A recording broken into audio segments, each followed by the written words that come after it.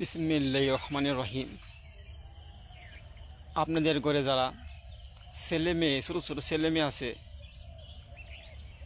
যাদের সবচেয়ে ছোটো ছেলে মেয়ে বাচ্চা কাচ্চা 5 থেকে 6 মাস হয়েছে, তা আপনারা যে কাঁথায় যেটা আমরা ক্যাথা বলি বা কাঁথা বলি, দেখবেন কাঁথা সিলাই করার সময় অনেক সময় কাঁথার ভিতরে সুই দিয়ে যায়, সুই রাখে, সুই মনে বলে মারা সুই রাখে। তখন কী করে বাচ্চারা কিন্তু আপনার খেলতে গিয়ে যে কোনো হোকভাবে বিছানা গড়াগড়ি করে কিন্তু ওই সুইটা তার পিঠে লাগতে পারে।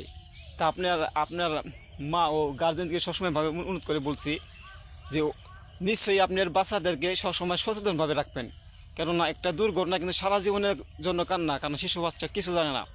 তাই কাঁথা সেলাই করার সময় সুইগুলো অবশ্যই কাঁথায় না রেখে আপনার প্রয়োজনে আপনার বাক্স করে রাখুন, আর আল্লাহ আপনার বাচ্চাকে হেফাজত করুন।